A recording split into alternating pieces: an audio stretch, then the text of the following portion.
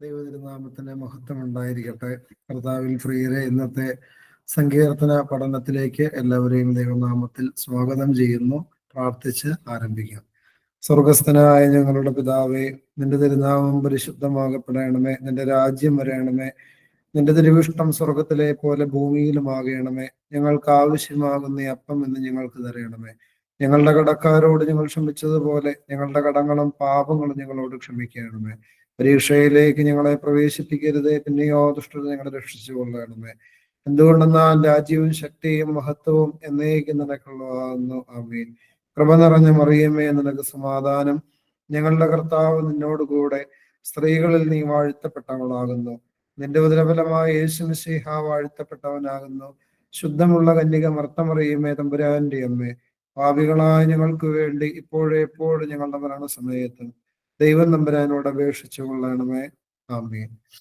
പ്രിയപ്പെട്ടവരെ, കഴിഞ്ഞ ആഴ്ച 19-ാം സങ്കീർത്തനവും 20-ാം സങ്കീർത്തനവുമാണല്ലോ നമ്മൾ പഠിക്കാൻ പരിശ്രമിച്ചത്. 19-ാം സങ്കീർത്തനത്തിൽ സങ്കീർത്തനക്കാരൻ പ്രപഞ്ച സൃഷ്ടാവായ ദൈവത്തെ, പ്രപഞ്ചത്തിലെ ഓരോ സൃഷ്ടികളുടെ കാര്യങ്ങളെല്ലാം വർണ്ണിച്ച് ദൈവനാമത്തെ മഹത്വപ്പെടുത്തുന്നതാണ് കണ്ടത്.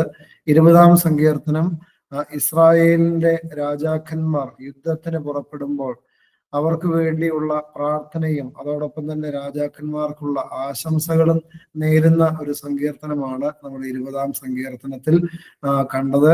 21-ാം സങ്കീർത്തനവും 22-ാം സങ്കീർത്തനവുമാണ് ഇന്ന് ആത്മാവിൽ ആശ്രയം പ്രാപിച്ച് പഠിക്കുവാനായിട്ട് നമ്മൾ പരിശ്രമിക്കുന്നത്.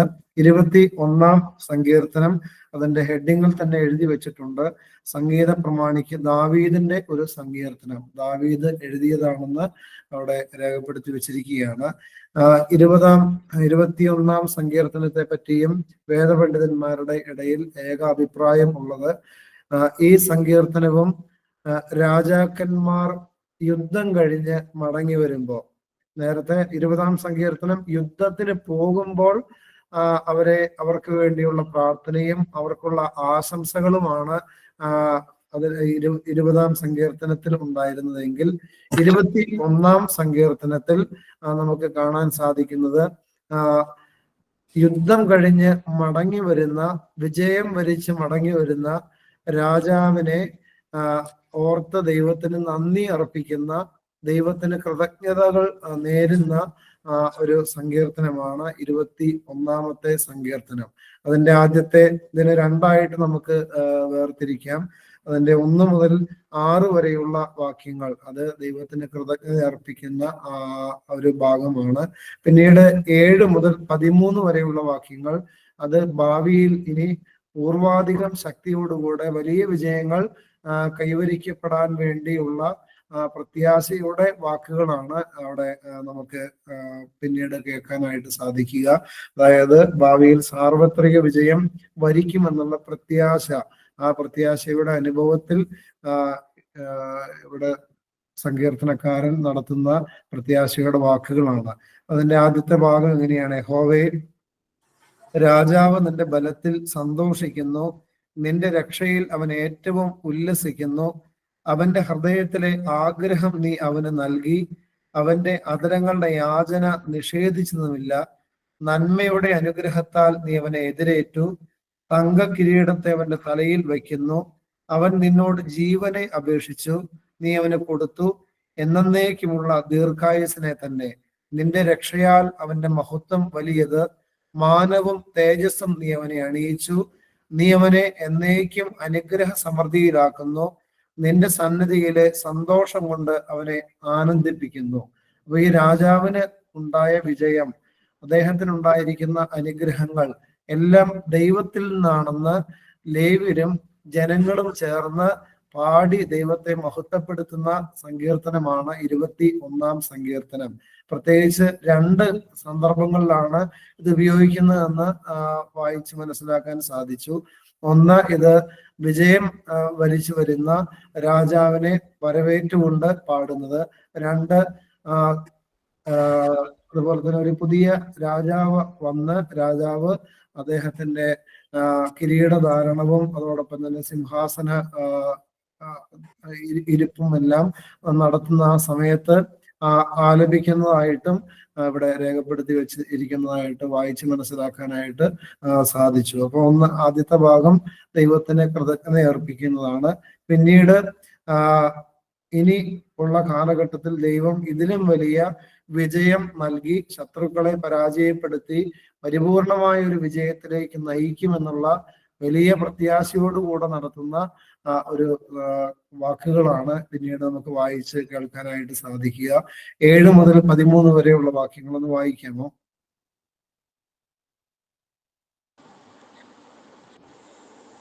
രാജാവ് യഹോവയിൽ ആശ്രയിക്കുന്നു. അത്യുന്നതന്റെ കാരുണ്യം കൊണ്ട് അവൻ കുലുങ്ങാതിരിക്കും. നിന്റെ കൈ നിന്റെ സകല ശത്രുക്കളെയും കണ്ടുപിടിക്കും. നിന്റെ വലം കൈ നിന്നെ പകയ്ക്കുന്നവരെ പിടികൂടും. നിന്റെ പ്രത്യക്ഷതയുടെ കാലത്ത് നീ അവരെ തീച്ചുളയെ പോലെയാക്കും. യഹോവ തന്റെ ക്രോധത്തിൽ അവരെ വിഴുങ്ങിക്കളയും. തീ അവരെ ദഹിപ്പിക്കും. നീ അവരുടെ ഫലത്തെ ഭൂമിയിൽ നിന്നും അവരുടെ സന്തതിയെ മനുഷ്യപുത്രന്മാരുടെ ഇടയിൽ നിന്നും നശിപ്പിക്കും. അവർ നിനക്ക് വിരോധമായി ദോഷം വിചാരിച്ചു, തങ്ങളാൽ സാധിക്കാത്ത ഒരു ഉപായം നിരൂപിച്ചു. നീ അവരെ പുറം കാട്ടുമാറാക്കും. അവരുടെ മുഖത്തിന് നേരെ അസ്ത്രം ഞാണിന്മേൽ തൊടുക്കും. യഹോവേ, നിന്റെ ശക്തിയിൽ ഉയർന്നിരിക്കണമേ. ഞങ്ങൾ പാടി നിന്റെ ബലത്തെ സ്തുതിക്കും. പറക്കുമോ. ഇത് നമ്മൾ കേട്ടപ്പോൾ ശ്രദ്ധിച്ചാൽ മതി. ഇതെല്ലാം ഒരു പ്രതീക്ഷയും പ്രത്യാശയുമാണ്. അതുകൊണ്ടാണ് നിന്റെ കൈ നിന്റെ സകല ശത്രുക്കളെയും കണ്ടുപിടിച്ചിട്ടില്ല, കണ്ടുപിടിക്കും. പിന്നീട് പറയുകയാണ്, നിന്റെ വലം കൈ നിന്നെ പകയ്ക്കുന്നവരെ പിടികൂടും. നിന്റെ പ്രത്യക്ഷതയുടെ കാലത്ത് നീ അവരെ തീച്ചൂളയെ പോലെ ആക്കും. യഹോവ തന്റെ ക്രോധത്തിൽ അവരെ വിഴുങ്ങിക്കളയും. തീ അവരെ ദഹിപ്പിക്കും. ഇതെല്ലാം പ്രസന്റ് ഫ്യൂച്ചർ ടെൻസിൽ നടക്കേണ്ട കാര്യത്തിനെ പറ്റിയാണ് പറഞ്ഞിരിക്കുന്നത്. അതുകൊണ്ട് പ്രിയപ്പെട്ടവരെ, ഈ 7 മുതൽ 13 വരെയുള്ള ഈ ഭാഗങ്ങൾ അവിടെ ഇത്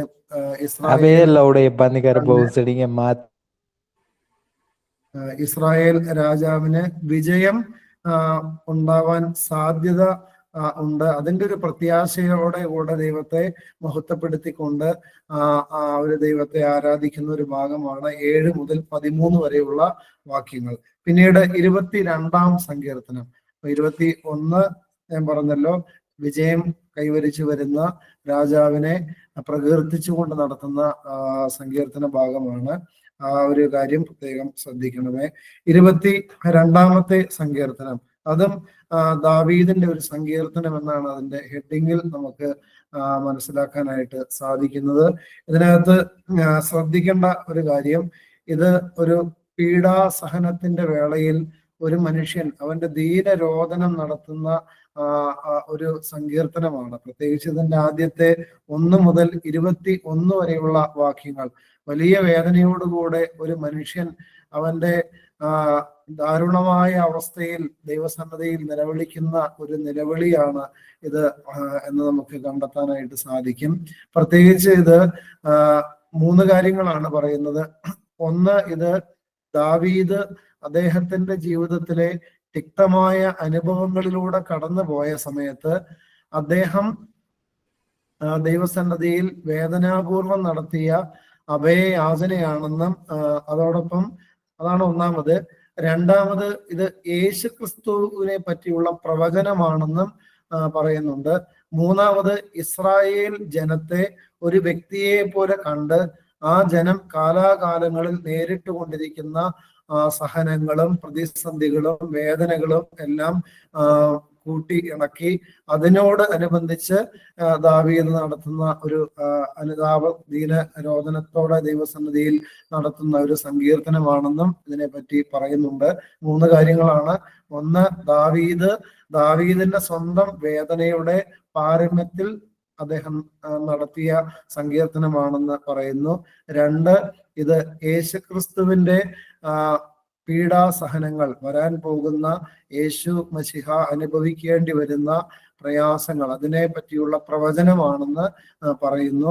മൂന്നാമത്, ഇസ്രായേൽ ജനത്തെ, ഇസ്രായേൽ എന്ന രാഷ്ട്രത്തെ ഒന്നായിട്ട് കണ്ട് ആ ഇസ്രായേൽ നേരിടുന്ന പ്രയാസങ്ങളുടെ സമയത്ത് അതിനു വേണ്ടി സങ്കീർത്തനക്കാരൻ നടത്തുന്ന ഒരു പ്രാർത്ഥനയാണെന്നും ഇവിടെ പലയിടങ്ങളിൽ വായിച്ച് മനസ്സിലാക്കാനായിട്ട് സാധിച്ചിട്ടുണ്ട്. അപ്പോൾ നമുക്കറിയാം ഇത് ഡീപ്പായിട്ട് വായിക്കുകയും ഇത് പഠിക്കുകയും ചെയ്യുമ്പോൾ അറിയാം ഇത് യേശുവുമായിട്ട് വളരെ കൂടുതലായിട്ട് ബന്ധപ്പെട്ട് കിടക്കുന്ന സങ്കീർത്തനമാണ്. മിക്ക സങ്കീർത്തനങ്ങളിലും യേശുവിനെ പറ്റിയുള്ള പ്രവചനങ്ങൾ അല്ലെങ്കിൽ എന്തെങ്കിലും ഒരു നിഴല് ഈ സങ്കീർത്തന ഭാഗങ്ങളിൽ നമുക്ക് കണ്ടെത്താൻ സാധിക്കും. എന്നാൽ 22-ാം സങ്കീർത്തനത്തിൽ അത് ശക്തമായിട്ട് നമുക്ക് കണ്ടെത്താൻ സാധിക്കും.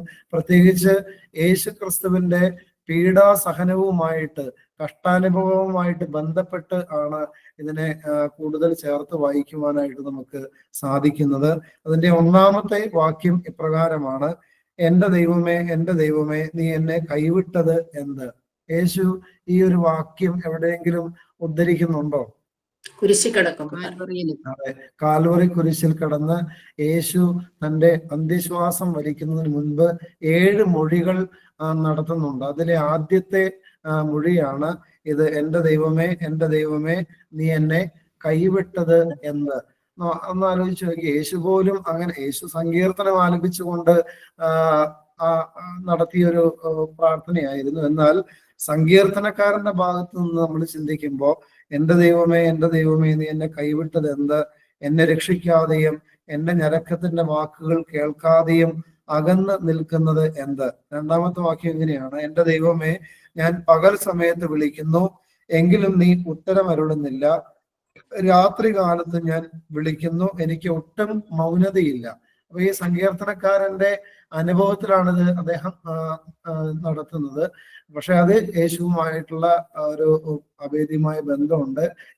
പരിശുദ്ധാത്മാവ് ആ ഒരു സാഹചര്യത്തിലൂടെ സങ്കീർത്തനക്കാരനെ കടത്തിവിട്ടിട്ട് യേശുവിനെ പറ്റിയുള്ള പ്രവചനം അദ്ദേഹത്തിലൂടെ വർഷങ്ങൾക്ക് മുമ്പ്, ആയിരക്കണക്കിന് വർഷങ്ങൾക്ക് മുമ്പ് ദാവീദിലൂടെ മുന്നമേ അറിയിക്കുകയാണ്. അതുകൊണ്ട് പ്രിയപ്പെട്ട ഈ സാഹചര്യം ദാവീദിന് ഉണ്ടാകുന്നുണ്ട്. വലിയ തിക്തമായ അനുഭവങ്ങൾ നമുക്കറിയാം.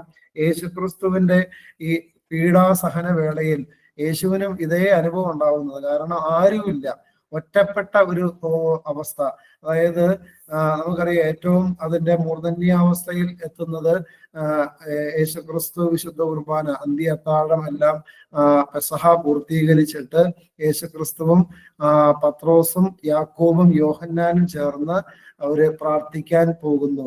ആ പ്രാർത്ഥിക്കുന്ന വേളയിൽ ആ സമയത്ത് പോലും യേശു ശിഷ്യന്മാരോട് പറയുന്നുണ്ട്, നിങ്ങൾ ഉണർന്നിരുന്ന് എനിക്ക് വേണ്ടി പ്രാർത്ഥിക്കാൻ പറയുന്നുണ്ട് ഗത്സമൻ തോട്ടത്തിൽ വെച്ച്. ആ സാഹചര്യത്തിൽ ഇവർക്ക് ഉണർന്നിരിക്കാൻ പറ്റുന്നില്ല. അവരെ ഭയങ്കരമായിട്ട് ക്ഷീണം ബാധിക്കുന്നു, അവർ കിടന്നുറങ്ങുന്നു. അപ്പൊ അതായത് കൂടെ ഇരുത്തി പ്രാർത്ഥിപ്പിക്കാൻ കൊണ്ടുപോയി പോയ വളരെ വിശ്വസ്തരായ ശിഷ്യന്മാർക്ക് പോലും ഉണർന്ന് ഇരുന്ന് യേശുവിനെ സഹായിക്കാനായിട്ട് സാധിക്കുന്നില്ല.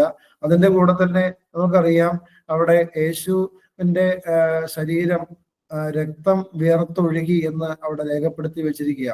അത്രമേൽ മാനസിക സമ്മർദ്ദം യേശു അവിടെ അനുഭവിക്കുക.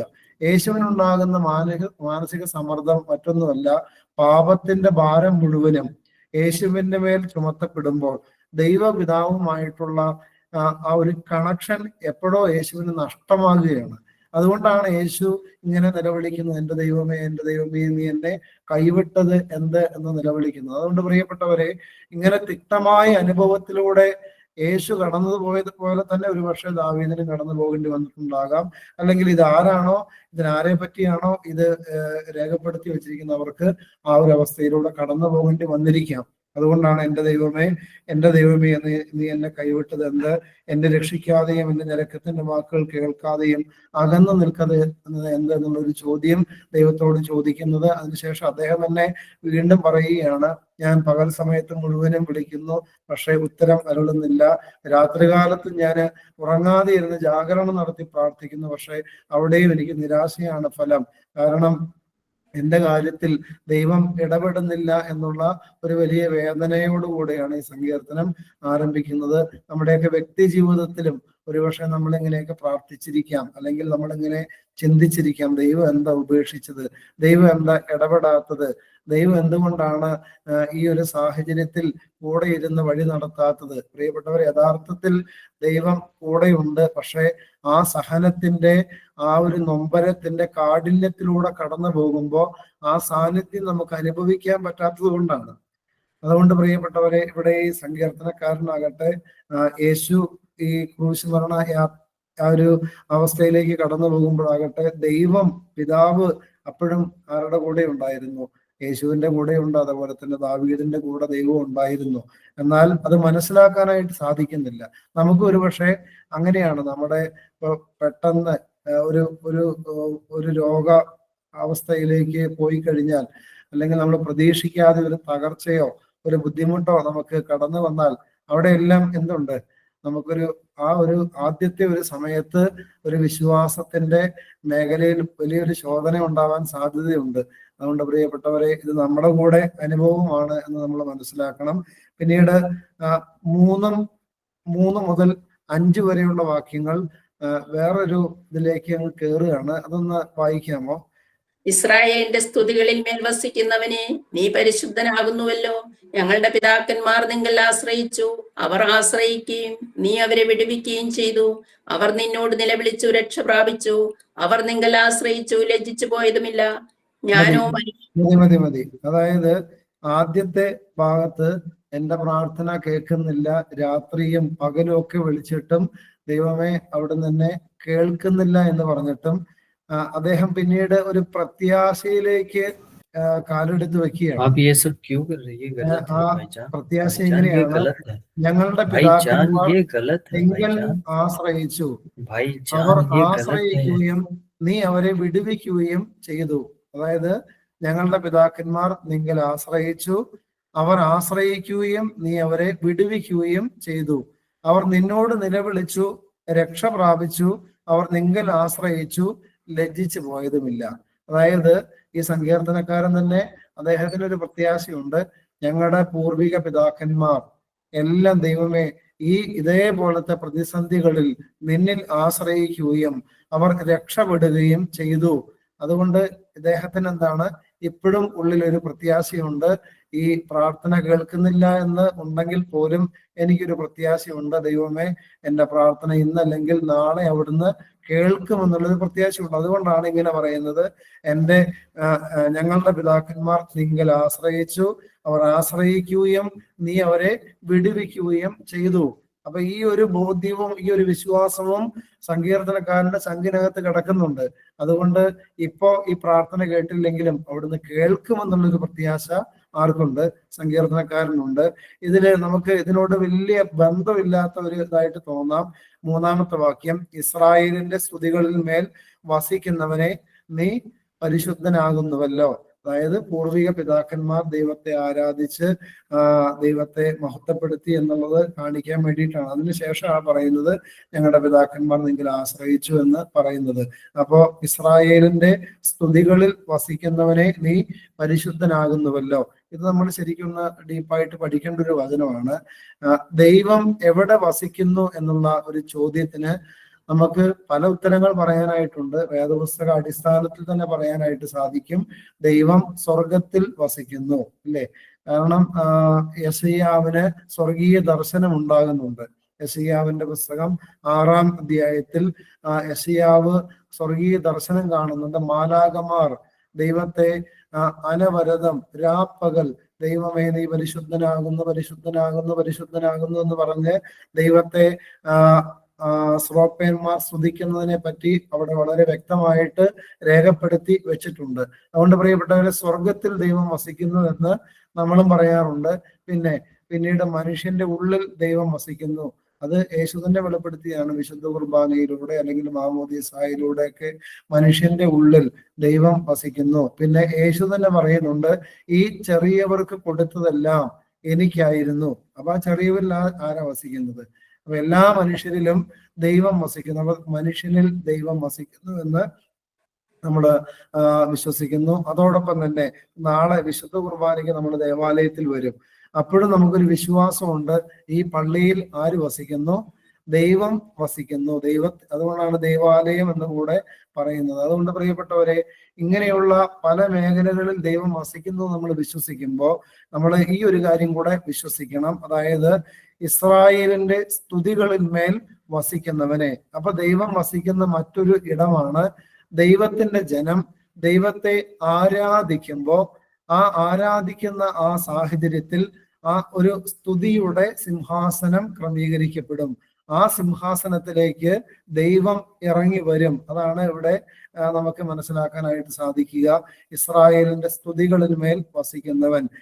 നമുക്കറിയാം, ഇസ്രായേൽ ജനത്തെ ഫറവോനിൽ നിന്നും മോചിപ്പിച്ച് കാനാൻ ദേശത്തിലേക്ക് കൊണ്ടുവരുവാനായിട്ട് ദൈവം മോശയെയും അഹറോനെയും തെരഞ്ഞെടുത്ത് അഭിഷേകം ചെയ്ത് അവരോട് കൽപ്പിക്കുന്ന ഒരു വചനം ഇപ്രകാരമാണ്. ഫറവോനോട് പോയി പറയുന്ന ഒരു കാര്യമുണ്ട്. എന്താന്ന് പറയാൻ പറ്റുമോ? ഫറവോനോട് പോയി എന്ത് പറയണമെന്നാ പറയുന്നത്?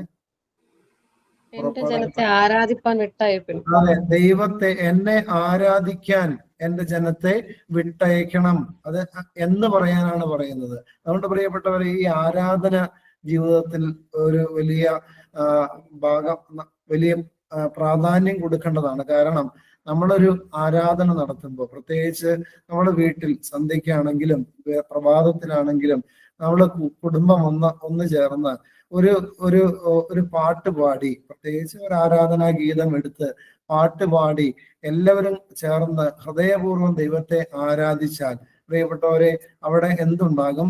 സ്തുതിയുടെ ഒരു സിംഹാസനം ഉണ്ടാകും.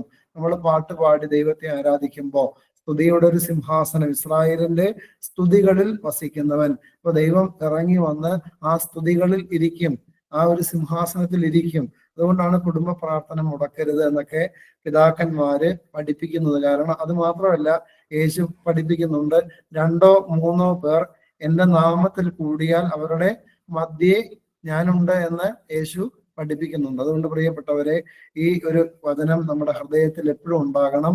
നമ്മളൊരു ദൈവസ്തുതി നടത്തുമ്പോൾ ദൈവം ആ സ്തുതികളിൽ ഇറങ്ങി വരും. നമ്മൾ നാളെ ഇവിടെ സമൂഹമായിട്ട് വിശുദ്ധ കുർബാന ആരാധനകളുടെ രാജ്ഞിയാണ്. അപ്പൊ ഈ ആരാധന, ഈ സ്തുതിപ്പ് നടത്തിക്കൊണ്ടിരിക്കുമ്പോൾ നമ്മുടെ ഉൾക്കണ്ണുകൾ കൊണ്ട് നമ്മൾ കാണണം. നമ്മുടെ സ്തുതികൾ ഉയരുമ്പോൾ പുരോഹിതരും കാർമ്മികരും ജനവും ഒന്നു ചേർന്ന് ആ കുർബാനക്രമൊക്കെ എടുത്തു പിടിച്ച് അതിന്റെ അർത്ഥവും അതിന്റെ ആഴങ്ങളൊക്കെ മനസ്സിലാക്കി ദൈവത്തെ ആരാധിച്ചുകൊണ്ട് അവിടെ നിൽക്കുമ്പോൾ പ്രിയപ്പെട്ടവരെ, ഒരു സിംഹാസനം ഈ നമ്മുടെ മദ്ബഹായിൽ, നമ്മുടെ പള്ളിയിൽ ഉണ്ടാക്കപ്പെടും. സ്തുതിയുടെ ഒരു സിംഹാസനം. അതിനകത്തേക്ക് ദൈവം ഇറങ്ങി വന്ന് ഇരിക്കും. അങ്ങനെ ആ ഒരു വിശ്വാസത്തോടു കൂടെ നമ്മൾ എന്ത് ചെയ്യണം? നമ്മൾ ഈ ആരാധനകളിൽ സംബന്ധിക്കണം.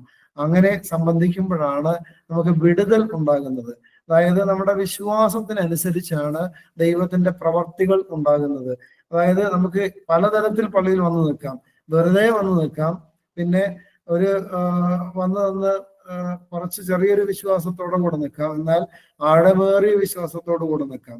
ഈ ആഴമേറിയ വിശ്വാസത്തോടു കൂടെ നിന്ന് പ്രാർത്ഥിക്കുകയും ബലിയിൽ സംബന്ധിക്കുമ്പോഴുമാണ് ദൈവത്തിന്റെ പ്രവർത്തികൾ നമ്മുടെ വ്യക്തി ജീവിതത്തിൽ ഇടപെടുവാൻ ഇടയായിത്തീരുന്നത്. അതുകൊണ്ട് ഇതൊക്കെ എൻ്റെ അനുഭവം കൂടെയാണ്. എന്നെല്ലാം വലിയ വിശ്വാസത്തോടു കൂടെ ഞാൻ ബലി അർപ്പിച്ചിട്ടുണ്ടോ, അന്നെല്ലാം അതിന് എന്തെല്ലാം സമർപ്പിച്ച് പ്രാർത്ഥിച്ചിട്ടുണ്ടോ, അതെല്ലാം അത് നിർവഹിക്കപ്പെടുന്നത് എനിക്ക് കാണാനും അനുഭവിക്കാനും സാധിച്ചിട്ടുണ്ട്. അതുകൊണ്ട് പ്രിയപ്പെട്ടവരെ, ആത്മാർത്ഥമായി നമ്മൾ നല്ല വിശ്വാസത്തോടെ, നല്ല സമർപ്പണത്തോടെ ദൈവത്തെ സ്തുതിച്ചുകൊണ്ട് ആരാധിച്ചുകൊണ്ട് ആ ഒരു ലക്ഷ്യത്തിന് മാത്രം പള്ളിയിൽ നമ്മൾ വന്ന് നിന്ന് ദൈവത്തെ ആരാധിച്ചാൽ തീർച്ചയായിട്ടും ഒരു വിടുതലുണ്ട്, അവിടെ ഒരു ബ്ലെസ്സിങ് ഉണ്ട്, അവിടെ എല്ലാ കൃപകളും ദൈവം ചൊരിഞ്ഞു തരും. അവൻ ഇറങ്ങി സഞ്ചരിക്കുന്ന ഇടമാണ് ദൈവാരാധന നടത്തുന്ന ഇടങ്ങൾ. അതുകൊണ്ട് പ്രിയപ്പെട്ടവരെ, ഈ ഒരു വചനം വലിയ പ്രത്യാശ തരുന്നതാണ്. ഇസ്രായേലിന്റെ സ്തുതികളിൽ ദൈവം വസിക്കുന്നു. അതുകൊണ്ട് ആ ഒരു ബോധ്യം ഉണ്ടാകണം. നമ്മളൊരു കുടുംബമായിട്ട് നമ്മൾ പ്രാർത്ഥിക്കുമ്പോൾ വ്യക്തിപരമായിട്ടും ദൈവത്തെ ആരാധിച്ച് നമ്മൾ പാട്ട് പാടിയോ അല്ലെങ്കിൽ നമ്മുടെ ഏതെങ്കിലും തരത്തിൽ ദൈവത്തെ ആരാധിച്ചുകൊണ്ട് നമ്മൾ ദൈവത്തെ മഹത്വപ്പെടുത്തുമ്പോൾ ദൈവ സാന്നിധ്യം ഉറപ്പായിട്ടും ഇറങ്ങി വരുമെന്ന് ഈ വചനം വെളിപ്പെടുത്തുകയാണ്. പിന്നീട് 6 മുതലുള്ള വാക്യങ്ങൾ, ഞാനോ മനുഷ്യനല്ല ഒരു കൃമി അത്രേ. മനുഷ്യരുടെ ധിക്കാരവും ജനത്താൽ നിന്ദിതനും തന്നെ.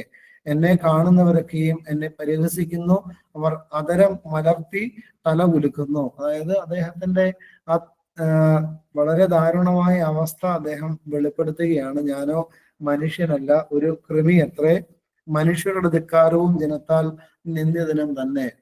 ഒത്തിരി നിന്നയേറ്റ് ഒത്തിരി സഹനത്തിലൂടെ കടന്നു പോകുന്ന അവസ്ഥയിലൂടെയാണ് ഞാൻ പോകുന്നതെന്ന് അദ്ദേഹം വെളിപ്പെടുത്തുകയാണ്. പിന്നീട് എന്നെ കാണുന്നവരൊക്കെയും എന്നെ പരിഹസിക്കുന്നു, അവർ അധരം മലർത്തി തല കുലുക്കുന്നു. ഇത് യേശു ക്രിസ്തുവുമായിട്ട് ബന്ധപ്പെടുത്തി നമുക്ക് ചിന്തിക്കാവുന്നതാണ്. ക്രൂശിൽ കടക്കുമ്പോഴും യേശുവിനെ പരിഹസിക്കുകയായിരുന്നു. നീ ഇറങ്ങി വന്ന് ഞങ്ങളെ കൂടെ രക്ഷിക്കുക എന്നൊക്കെ പറയുന്ന കള്ളന്മാരും അതേപോലെ തന്നെ താഴെ നിൽക്കുന്ന ആളുകളും ദൈവമാണെങ്കിൽ ഇറങ്ങി തന്നെത്താൻ രക്ഷിക്കട്ടെ എന്നുള്ള പരിഹാസത്തിന്റെ വാക്കുകൾ യേശു നേരിടുന്നുണ്ട്. പിന്നീട് 8-ാമത്തെ വാക്യം, യഹോവയിൽ നിന്നെ തന്നെ സമർപ്പിക്കുക, അവൻ അവനെ രക്ഷിക്കട്ടെ, അവൻ അവനെ വിടുവിക്കട്ടെ, അവനിൽ പ്രസാദമുണ്ടല്ലോ. ഇത് സങ്കീർത്തനക്കാരൻ തന്നോട് തന്നെ പറയുകയാണ്. യഹോവയിൽ നിന്നെ തന്നെ സമർപ്പിക്കുക.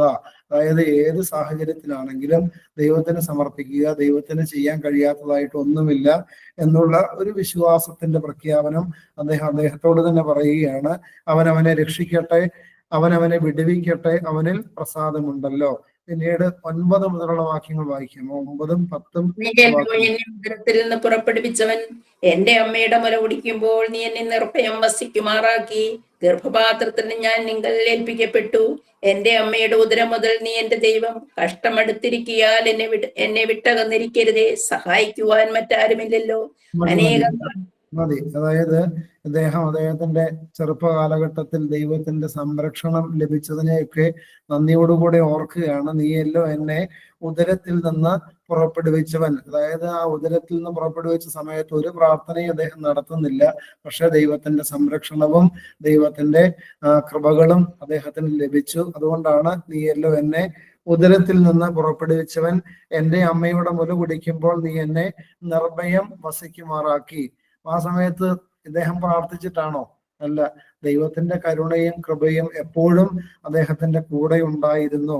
അതിനുശേഷം കഷ്ടം അടുത്തിരിക്കിയാൽ എന്നെ വിട്ടകന്നിരിക്കരുതേ. അതായത് അന്ന് ആ കുഞ്ഞായിരുന്നപ്പോൾ ദൈവമേ അവിടുന്ന് എൻ്റെ കൂടെ ഇരുന്നത് പോലെ തന്നെ ഈ സമയത്തും അവിടുന്ന് കൂടെയിരിക്കുകയും എന്നെ വിടുവിക്കുകയും ചെയ്യണമേ എന്ന് അദ്ദേഹം ദൈവത്തോട് പ്രാർത്ഥിക്കുകയാണ്. കഷ്ടമെടുത്തിരിക്കുകയാൽ എന്നെ വിട്ടകന്നിരിക്കരുതേ, സഹായിപ്പാൻ മറ്റാരുമില്ലല്ലോ. കണ്ടോ, ദൈവത്തിൽ മാത്രം ആശ്രയിക്കുന്ന ഒരു മനുഷ്യന്റെ നാവിൽ നിന്ന് വരുന്ന പ്രാർത്ഥനയാണിത്.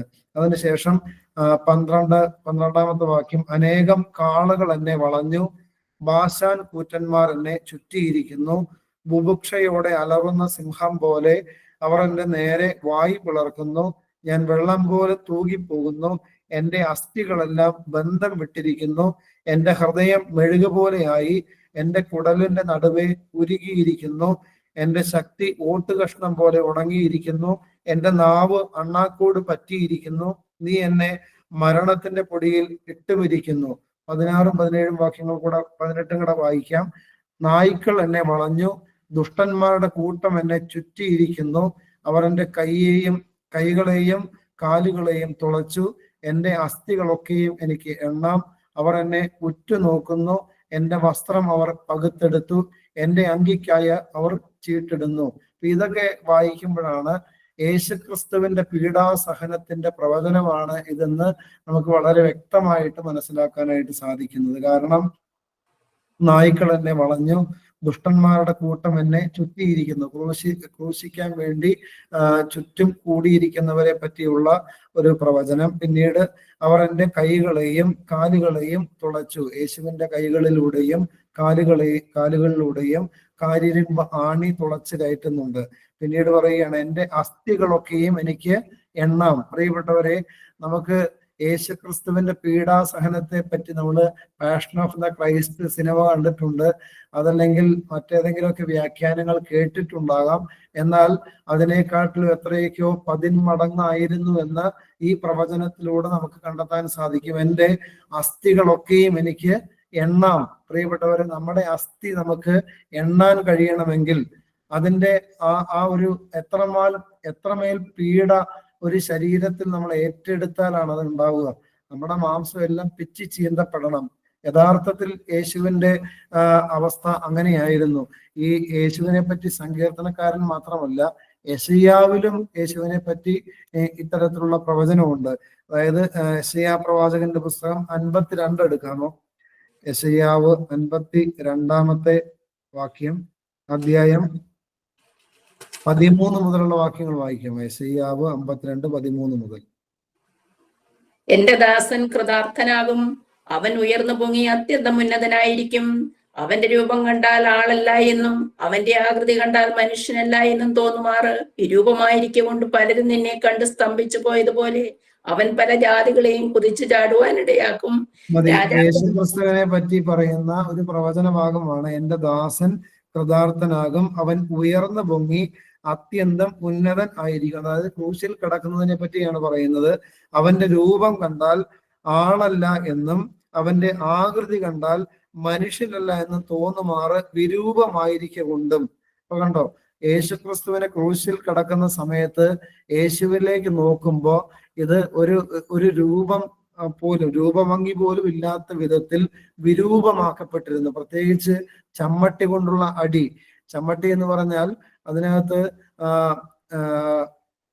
ഏതാണ്ട് ഈ ചൂണ്ടക്കൊക്കി പോലെയുള്ള കൊക്കിയും എല്ലിൻ കഷ്ണങ്ങളും അതുപോലെ തന്നെ ഈയക്കട്ടകളും ഉള്ള ഒരു ഉപകരണമാണ്, അടിക്കാൻ ഉപയോഗിക്കുന്ന ഒരു ഉപകരണമാണ്. ഈ സാധനം ഉപയോഗിച്ചിട്ടാണ് യേശുവിനെ അടിച്ചുകൊണ്ടിരുന്നത്. അപ്പോൾ ഓരോ അടി ഏൽക്കുമ്പോഴും ഈ എല്ലിൻ കഷ്ണങ്ങളും അതോടൊപ്പം തന്നെ ഈയക്കട്ടകളും യേശുവിന്റെ ശരീരത്തിന് വലിയ പ്രഹരം കൊടുത്തു.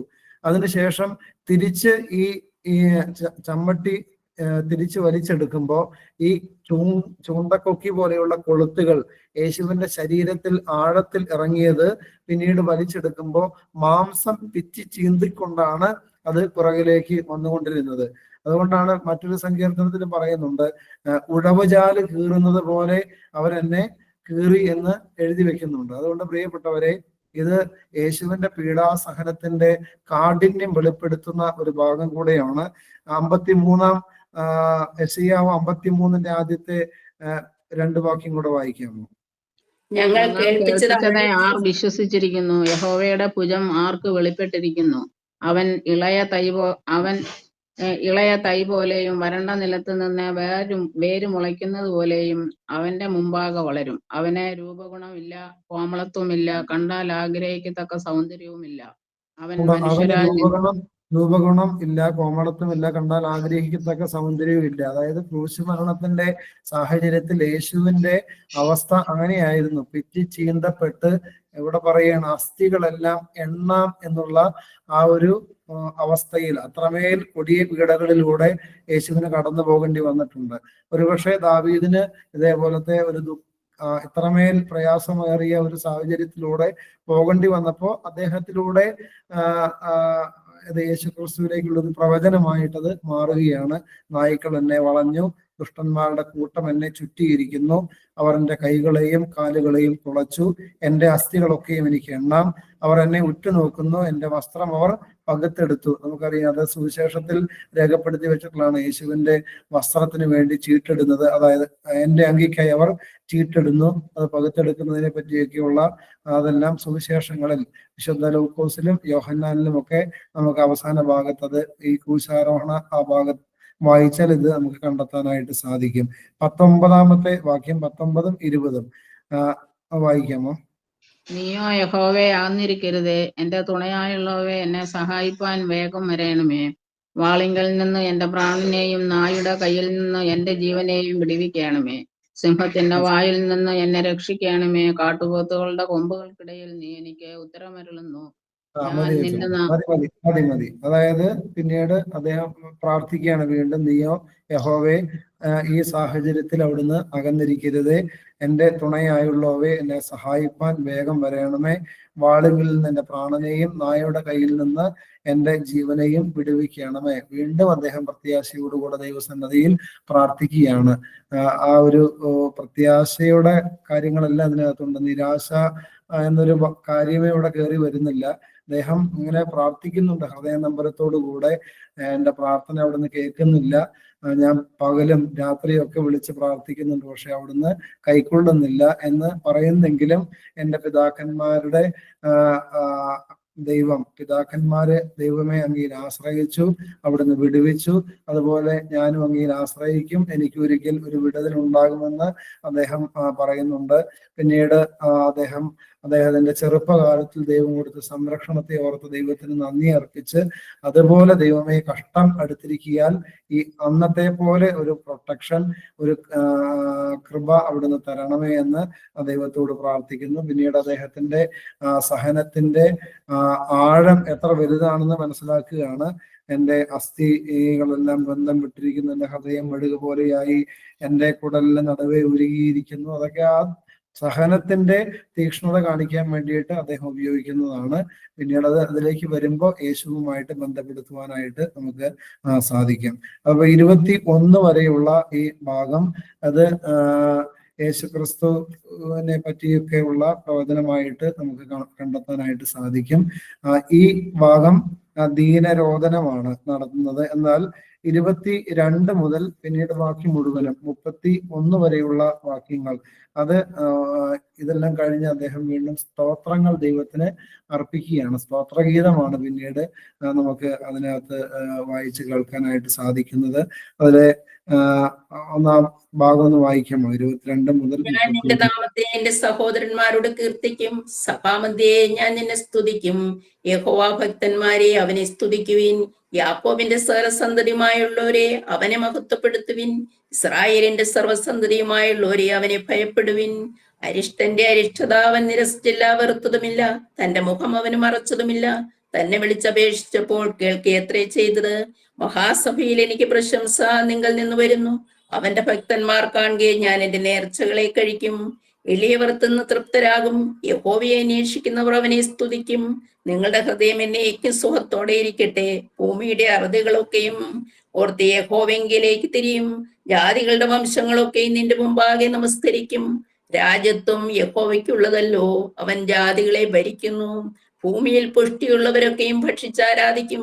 പൊടിയിലേക്ക് ഇറങ്ങുന്നവരെല്ലാവരും അവന്റെ മുമ്പാകെ കുമ്പിടും.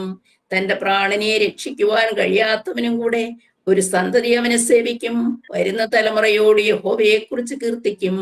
അവർ വന്ന് ജനിക്കുവാനുള്ള ജനത്തോട് അവൻ നിവർത്തിച്ചിരിക്കുന്നു എന്ന് അവന്റെ നീതിയെ വർണ്ണിക്കും.